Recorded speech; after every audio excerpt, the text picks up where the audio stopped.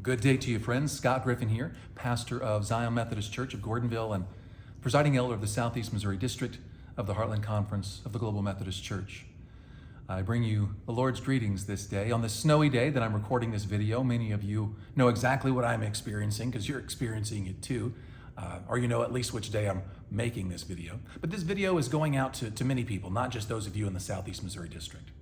Not too long ago, our Conference Superintendent Jordan McFall challenged all of the presiding elders with one of the roles that we already have in the Book of Doctrines and Disciplines, and that is to be our district's chief missional strategist. He challenged us with that role specifically, and it is in that role that I gathered our pastors in the Southeast District recently and challenged them, those who were able to make it because of like weather outside today.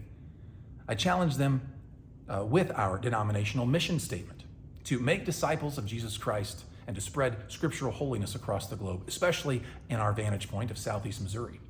Now, it is my opinion that as we tend to our duties as ministers, we end up doing this job. We do proclaim the gospel in this manner with the intent to spread scriptural holiness across the globe from our specific area. As we obediently respond to our first love in Jesus Christ, we end up keeping this in the primary position that it's deserved to be in, and we execute that Global Methodist mission statement. Then I asked those who were present to respond to any one of the following questions, and we got some conversation going because of that.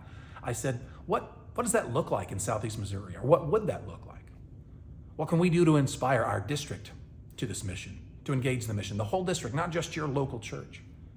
And if that doesn't help inspire you, I asked, what would you like to see God do? And then we had a good conversation about beginning by ministers saying that they were convicted of the Holy Spirit recently to do things, to finish the calling from the Lord at that moment. There was some word from God that was upon them, and it was different for each one and personal, but we heard their stories, that God is moving in their personal lives, and that was exciting. As well, we heard pastors share about their word or words from the Lord for the year. So 2025 represents engage for one pastor, and another pastor, look up, took two words for that pastor. We also had a bold vision expressed to us for personal involvement in international missions. And it's going to be presented to the district by the end of the year, if not sooner. And I'm excited about that. It might rally us together and take us from America somewhere else to do missions for the Lord.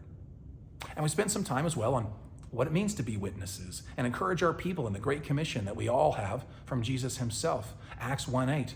But the Holy Spirit will come on you with power so that you can be my witnesses effectively, is what Jesus says in that passage, and that is our call.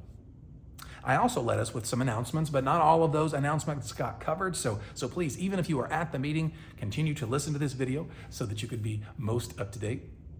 If any of you pastors had a change in your pay package from the year 2024 to 2025, be sure that your treasurers reflect that change to the Global Methodist Church via their method of payment. We just want to be sure that your benefits are being reflected correctly. While we were challenged personally in our gathering this past week about an idea for international missions, looking forward to that because it's coming right out of our own district. The Heartland Conference maintains a missional partnership with more than one location around the globe and overseas. And it is in those locations that our funds, as we gather them and to give them to the conference and then extend them to the missional partnership, contribute directly to the spread of the gospel, whether that be by facilitating the Jesus film being played in communities, some of which have never heard of Jesus or understand Christianity at all. Some of them, those funds go to the follow-up so that new Christians might have a church home or be connected, and even including our funds going to aspects of placement and work and duties of pastors for new Christians in these given areas. Please don't forget to do your part as a congregation to raise money at your local church to be extended to the conference for our missional partnership.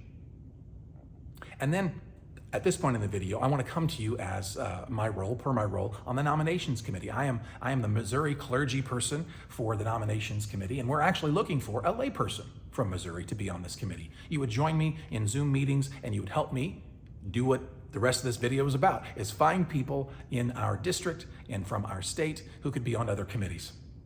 For example, the superintendency committee is looking for a clergy person from Missouri. This role would be involved in understanding Jordan's position and helping him do his work as the conference superintendent. We do have a clergy person already, or two, on the Board of Ordained Ministry, but we're looking for another one. One of our persons there has, is a presiding elder like me, has too many roles to play, and we're looking for some help in that role. We're also looking for someone who could play the role, 3 ladies specifically from Missouri who are prayerful and who could play a role on our conference leadership team. That's a very important role. We're looking for some Missouri representation and some ladies from Missouri to represent us there. That'd be exciting. So if you happen to have a lady of prayer in your church and want them to be involved in the conference level, please let me know as the Missouri clergy person looking for nominations. And then lastly, we have someone that we're needing as a district lay leader. Now, this is true for the Southwest District, as well as someone from Missouri, in Northern Missouri, from the Hiawatha District could be nominated. But I'm looking for someone specifically in Southeast Missouri who would make a great district lay leader. You know, there is fruit across the Heartland Conference, from Colorado to across Kansas, Oklahoma to Missouri, little snapshots of Nebraska, and even up to Canada. That a district lay leader would help us access that fruit and let us all know about it and how we can engage in that.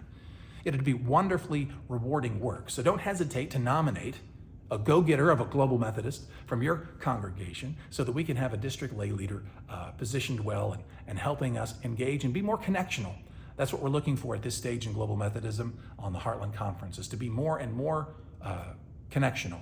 Get to know each other, not just disparate churches and not just me as presiding elder or a few neighboring churches, but that we can come to know each other better and better. As I get to know our Oklahoma friends and our Kansas friends and our Colorado friends and some up in Nebraska especially, those are the ones I've gotten to know more. I'm excited for what it means for us, and I'd like for you to join in that excitement by participating as well. The district lay leader would be huge in that, so please consider those nominations and extend them to me, following up on the email that this video came through, and I would greatly appreciate it. At this point in time, before Christmas, we sing a song, Walking in a Winter Wonderland, but the Winter Wonderland in Missouri came after Christmas. And so I pray, as I conclude this video, that the Lord's blessings would shower down upon you like the snow falling down outside even now.